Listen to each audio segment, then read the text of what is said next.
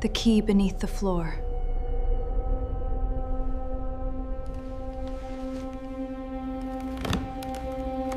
My husband was standing beside my grave when I learned he planned to kill me. The grave was not real. Not yet. It was a polished black headstone displayed at a stone yard outside Richmond, Virginia. My name was already carved into it.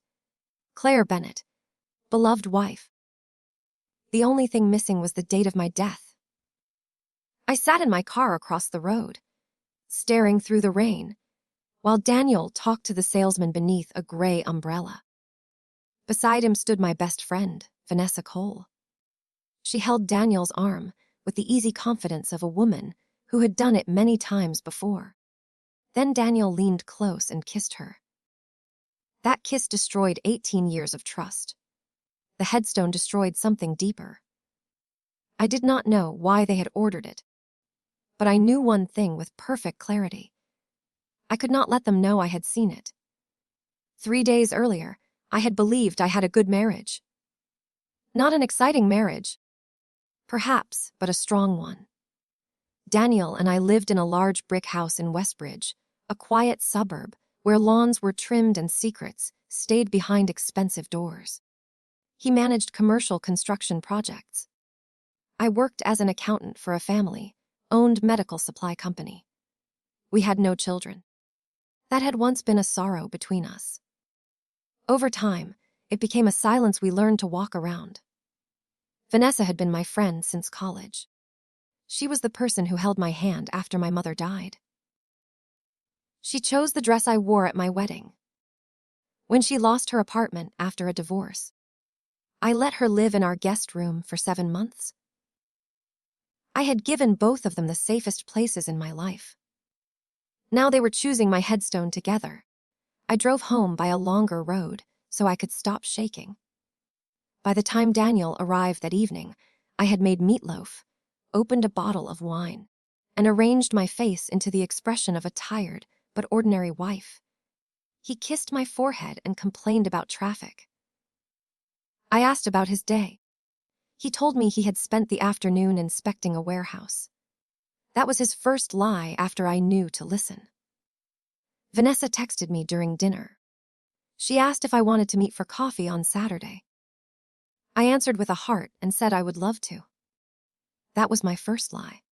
For years, Daniel had handled our long-term investments while I managed the monthly household expenses. It seemed reasonable because construction had introduced him to real estate opportunities.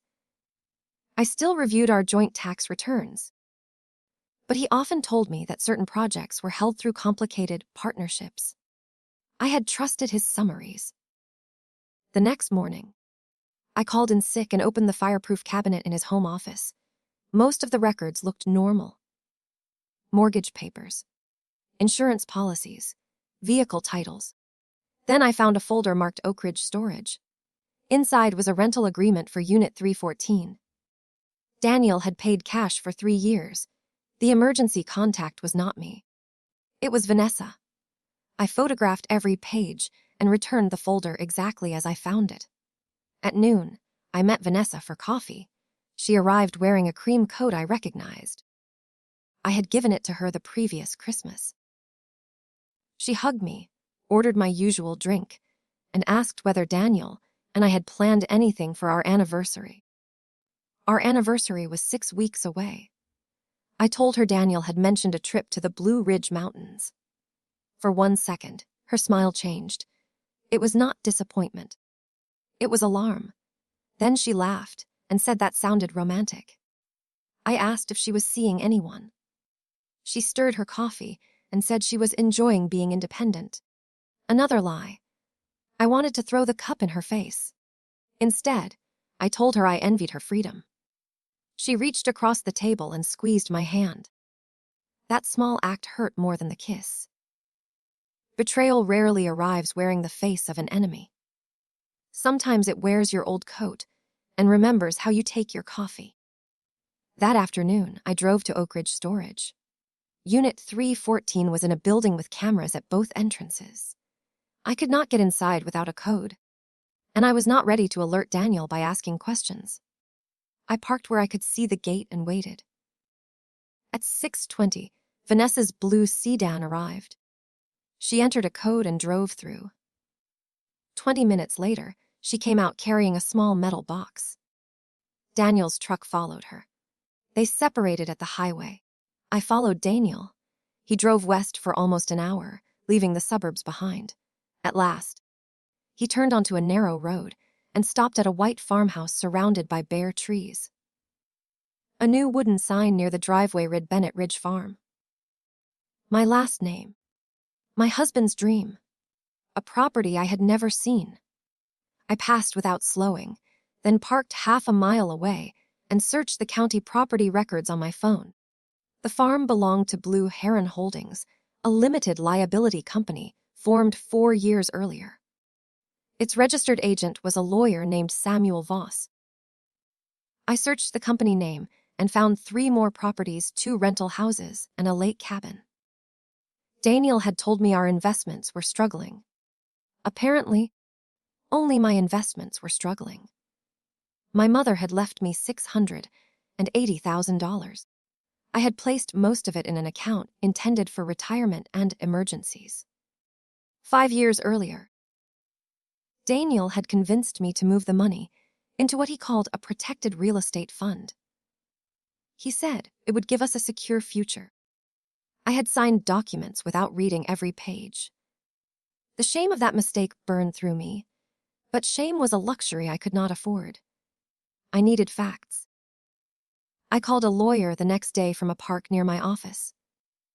Her name was Evelyn Price, and she had represented my employer in a fraud dispute. I told her I suspected my husband was hiding marital assets and might be planning to harm me. Evelyn did not tell me I was imagining things. She did not tell me to confront him. She asked whether I was safe, whether Daniel owned weapons, and whether he controlled my medication. That last question chilled me. For 6 months, I had been having dizzy spells. Twice, I had fainted. Daniel insisted it was stress. He encouraged me to take herbal sleep capsules he ordered online. I had almost forgotten them. I told Evelyn about the capsules and the headstone. She became very quiet. Then she instructed me to stop taking anything Daniel gave me, but to pretend I was still using it.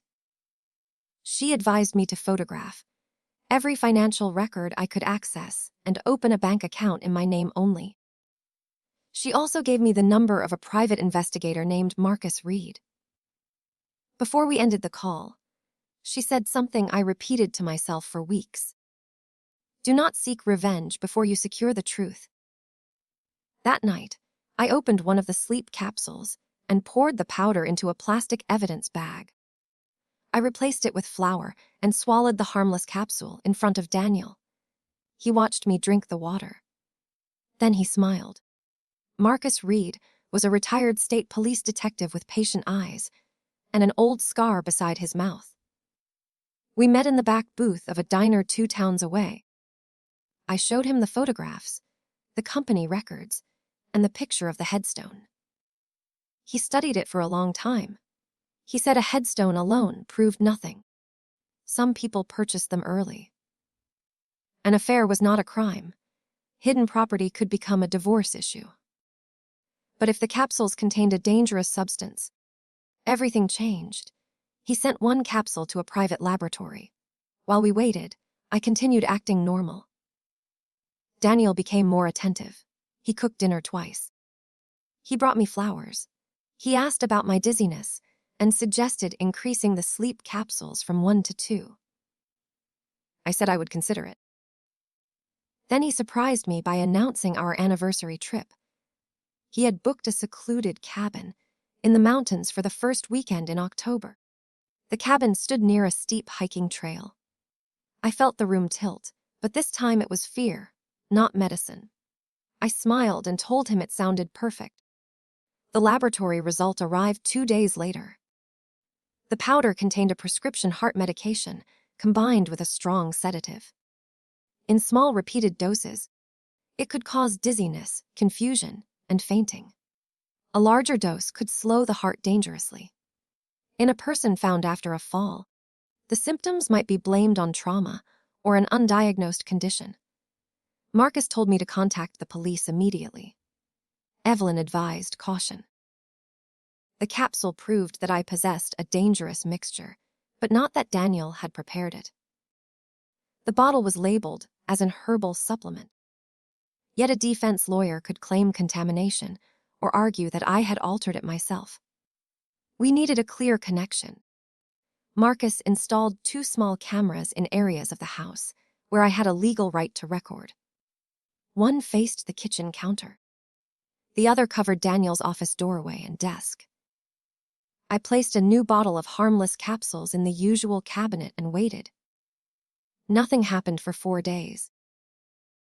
On the 5th night, Daniel thought I was asleep. The camera recorded him entering the kitchen at 1:17 in the morning. He took my bottle from the cabinet, carried it to his office, and returned 11 minutes later. The office camera showed him opening the capsules one by one. He used a folded sheet of paper to pour powder into them. Then, he wiped the desk and placed the remaining powder inside a metal cash box. I watched the video in Marcus's car the next morning. I did not cry. The moment was too large for tears. The man who had slept beside me for 18 years had carefully filled capsules meant to stop my heart. Marcus wanted to bring the recording to the police, but I asked for 24 hours. The metal box in Daniel's office might contain more than poison. I suspected the key was connected to the storage unit.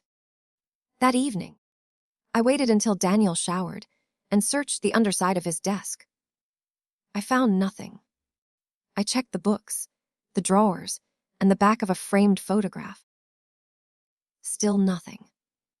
Then I remembered something my father had taught me when I was young. A person hides valuables where his hand naturally goes when he thinks about them.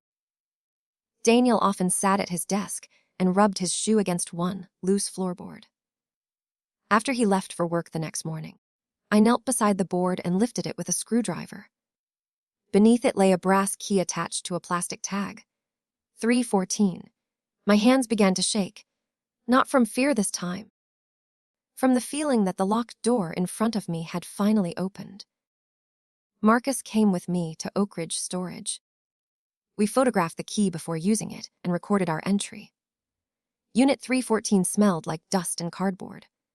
At first, it looked disappointingly ordinary. Old furniture, construction tools, boxes of tax documents. Then Marcus moved a rolled carpet and revealed a gray filing cabinet. The brass key opened that too. Inside were records for Blue Heron, holdings, bank statements, property deeds, insurance papers, and copies of my forged signature. Daniel had transferred my inheritance into companies he controlled with Vanessa. He had used the money as down payments, then told me the fund had suffered losses. The properties were now worth more than $2 million. But the worst document was in a red folder. It was a life insurance policy on me for $3 million. Daniel was the primary beneficiary. Vanessa was listed as the contingent beneficiary through a trust. The policy had been increased 8 months earlier. There was also a printed schedule for our anniversary weekend. Friday dinner, Saturday hike, North Ridge Overlook, Sunday contact sheriff. The words contact sheriff were underlined. Beside the schedule was a map with a section of damaged railings circled in red. They did not merely want me dead. They had rehearsed the story they would tell afterward. Marcus called the police from outside the unit. Detective Lena Ortiz arrived with 2 other officers. I gave her the original supplement bottle, the laboratory report, and the camera footage. After reviewing the evidence, she contacted the district attorney and obtained warrants for the storage unit. Our house, Daniel's truck, Vanessa's apartment, and their electronic accounts. I expected them to arrest Daniel that afternoon. They did not. Detective Ortiz explained that the district attorney wanted to identify everyone involved and preserve evidence before Daniel or Vanessa realized the investigation had begun. She asked whether I could stay somewhere safe without making Daniel suspicious. I said I could. For the next 3 nights, I slept in my own bed beside the man who planned my death. A police team watched the house. An officer stayed in an unmarked car nearby. I wore a small emergency transmitter under my clothes. Daniel seemed almost cheerful. On Thursday, Vanessa came for dinner. She brought peach pie, my favorite. We ate at the same table where she had celebrated birthdays and Thanksgiving dinners with us. Daniel poured wine. Vanessa asked what I planned to pack for the mountains. I told her hiking boots and a warm red jacket. She glanced at Daniel. It lasted less than a second, but I saw it. Later, while Daniel carried plates into the kitchen, Vanessa touched my wrist. She said she hoped the trip would bring Daniel and me closer. I looked into the eyes of the woman I had called my sister. I asked whether she truly wanted that. Her fingers tightened around my wrist. Then she smiled and said, "Of course." I almost told her everything. I wanted to watch the confidence leave her face. But Evelyn's warning returned to me. Secure the truth. So I hugged Vanessa goodbye. She whispered that she loved me. I whispered it back. That was the most difficult lie I ever told. The search warrants were executed before sunrise Friday morning. Police found the prescription heart medication in Daniel's metal box. The prescription belonged to a man named Walter Grady, an elderly resident at a nursing home where Vanessa worked as an administrator. Walter had died 4 months earlier. Several bottles had disappeared from the medication disposal room after his death. They also recovered deleted messages from Daniel and Vanessa. The messages described me as the obstacle. They discussed the cabin, the damaged railing, and the amount of sedative necessary to make me unsteady. Vanessa had suggested the inscription for my headstone. Daniel had replied that it made him look like a grieving husband. One message said, "After October, the farm is ours." Another said, "She trusts us both." That is what makes this easy. Detective Ortiz called at 6:30 and told me to leave the house through the back door. Officers would arrest Daniel when he came downstairs. I packed one small suitcase. Before leaving, I returned to the bedroom and looked at him sleeping. For a moment, I saw the young man I had married. I remembered our first apartment, the burned dinners, and the night we danced in the kitchen because the electricity had gone out. I wondered when that man had disappeared. Then Daniel opened his eyes. He saw the suitcase. His expression changed immediately. He asked where I was going. I said I knew about the capsules. Silence filled the room. Daniel sat up slowly. He did not deny it. He asked who else knew. I pressed the emergency transmitter beneath my sweater. He moved between me and the door. Then he began to cry. He said Vanessa had manipulated him. He said the investments had become complicated. He said he never intended to hurt me. Every sentence contradicted the last. I asked about the headstone. The tears stopped. Something cold entered his face. He told me I had always been too curious for my own good. He reached toward the nightstand. The bedroom door burst open before his hand touched the drawer. Officers pulled him to the floor. Inside the nightstand, they found a loaded pistol and 2 airline tickets to Mexico under false names. Vanessa was arrested at her apartment 15 minutes later. I thought seeing them in handcuffs would make me feel victorious. Instead, I felt empty. Revenge in imagination is fire. Justice in real life is paperwork. Fluorescent hallways, and strangers placing your marriage into evidence bags. I moved into a small furnished apartment while the case developed. Evelyn filed for divorce and obtained an order freezing every property connected to Blue Heron Holdings. My employer gave me a leave of absence. For several weeks, I barely slept. Then a new mystery appeared. Samuel Voss, the lawyer who had formed Blue Heron Holdings, contacted Evelyn. He claimed he had information that could change the criminal case. He wanted immunity. According to Voss, Daniel and Vanessa were not the only people involved. Daniel's business partner, Grant Mercer, had helped create false appraisals and move money between construction projects. Grant expected to receive the lake cabin after my death as payment for his silence. Voss provided emails proving the arrangement. But he also revealed something none of us expected.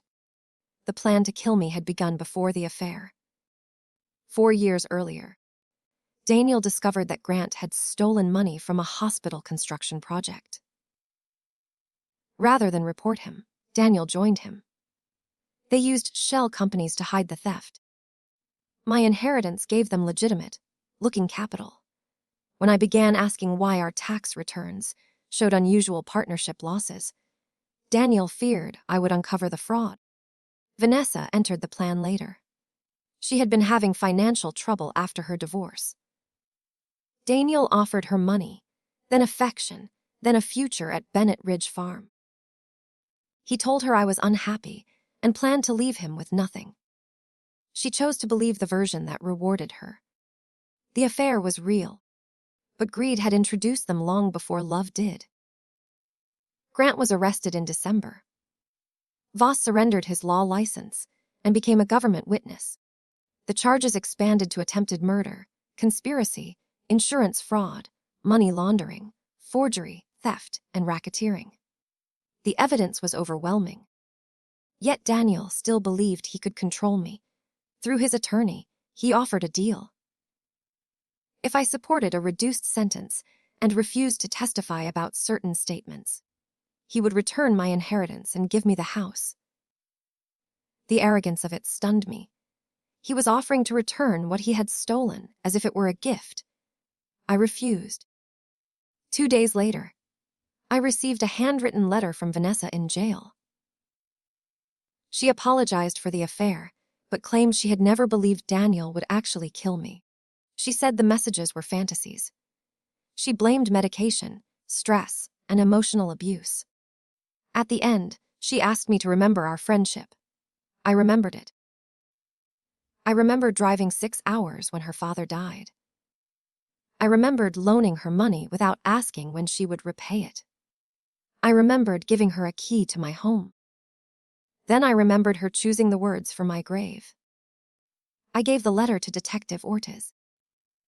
The forensic team found Vanessa's fingerprints on the red folder from the storage unit.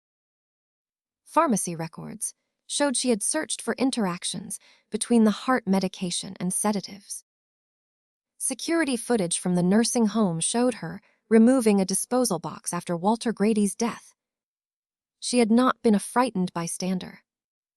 She had supplied the poison. The trial began the following spring.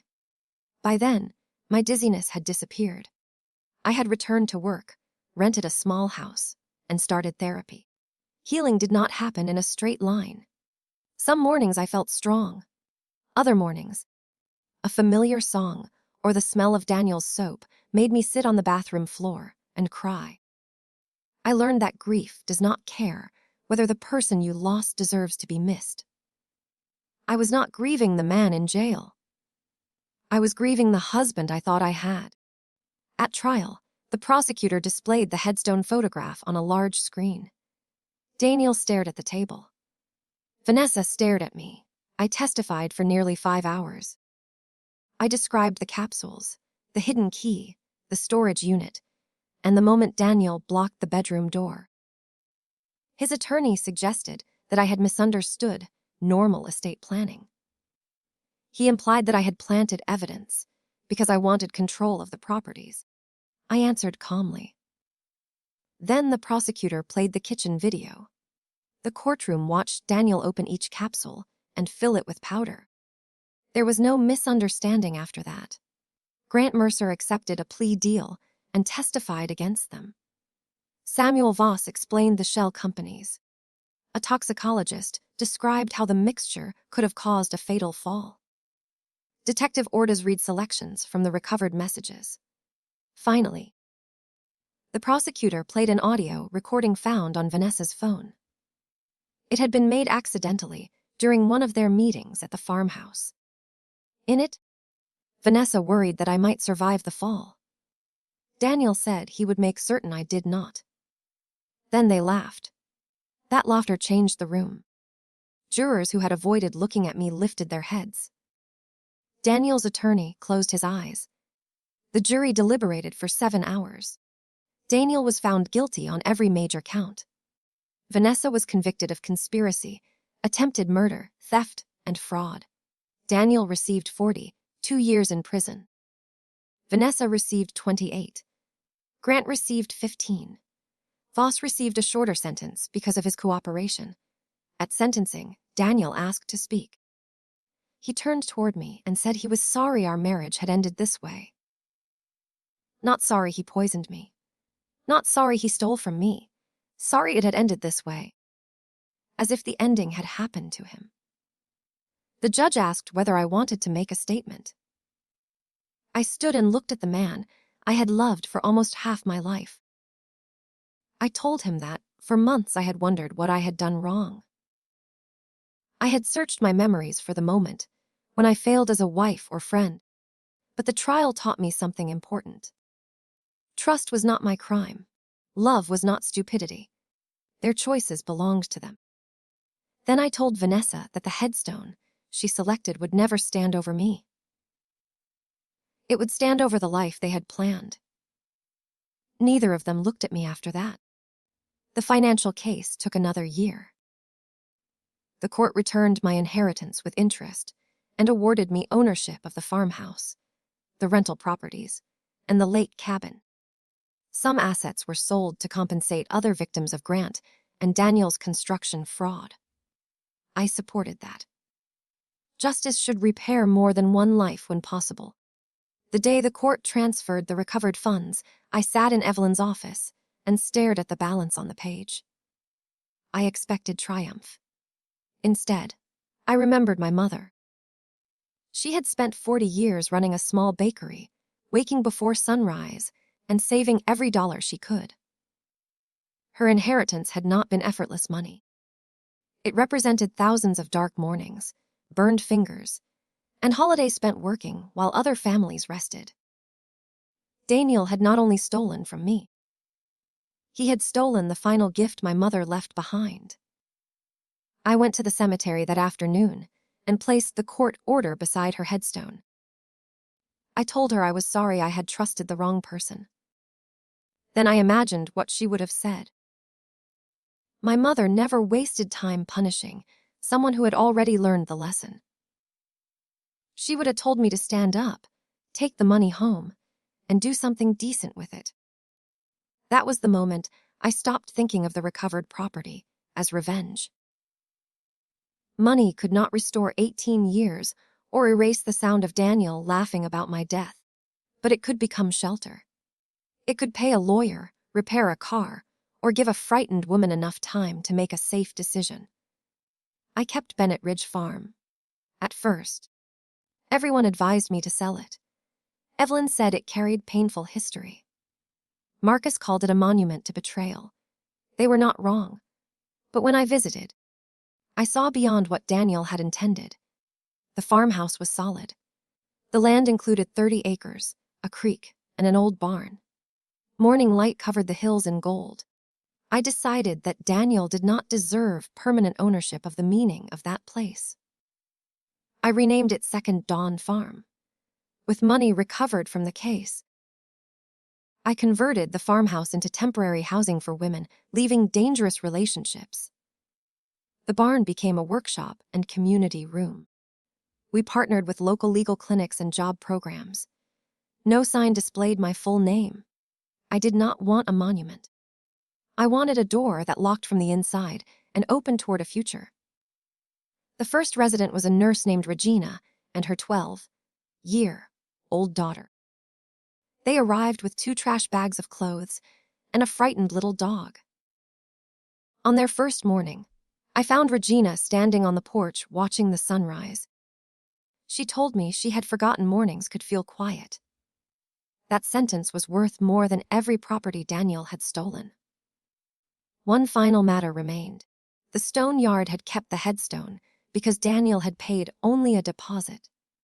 After the trial, the owner contacted me and offered to destroy it. Instead, I asked him to remove my name. We placed the blank stone near the entrance to Second Dawn Farm. On it, I had new words carved. Cheer ens th la fier, pnos. The li wecos. 3 years have passed since Daniel's arrest. People sometimes ask whether I have forgiven him. They usually mean whether I have stopped feeling angry. I no longer believe forgiveness and anger are opposites. I can release the weight of hatred without pretending the harm was small. I can build a peaceful life and still believe he belongs in prison. Mercy does not require amnesia.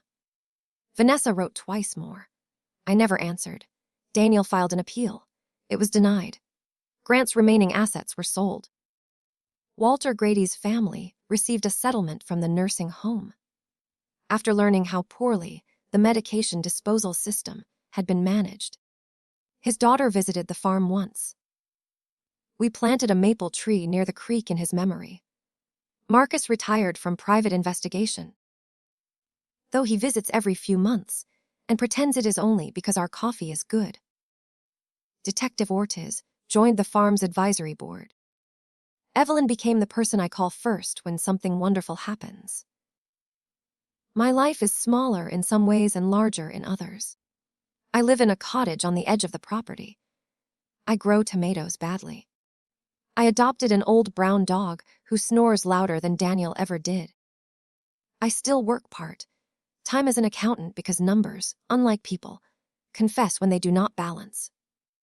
I have also learned to trust again, slowly and with open eyes. Last autumn, on what would have been my 21st wedding anniversary, I walked alone to the creek. The trees had turned red and gold. In my pocket was the brass key from beneath Daniel's office floor. The police had returned it after the appeals process ended. For years, I thought of that key as the object that saved my life. But standing beside the water, I understood that metal had saved nothing by itself. I had saved myself when I trusted the warning inside me. Marcus, Evelyn, and Detective Ortiz had helped me because I finally asked for help. Evidence opened the legal door, but courage made me walk through it. I considered throwing the key into the creek. Instead, I carried it back to the farmhouse and placed it in a small frame inside the community room. Beneath it, I added a card with one sentence. Teach tir esh my bedm. Its nevir pobaralas. New residents often ask about it. I do not tell every detail. Their own stories are already heavy enough. I simply say the key opened a place where someone had hidden what belonged to me. That answer is true in more ways than one. Daniel hid my money, my signature, and the plan for my death. He also buried my confidence beneath years of small lies. He made me believe he understood finances better, remembered details better, and made safer decisions. Each surrender seemed too minor to matter. Together, they almost cost me everything. Taking my life back was not one dramatic act. It was a series of small decisions. I photographed a document. I called a lawyer. I stopped swallowing a capsule. I asked an investigator to believe me. I lifted a loose board. That is how survival often begins. Not with a scream, but with a quiet decision that the next lie will not pass unexamined. Tonight, I am sitting on the porch of Second Dawn Farm. Lights glow in the upstairs windows. Regina has moved into her own apartment and now works at the hospital, but she returns on weekends to help new residents.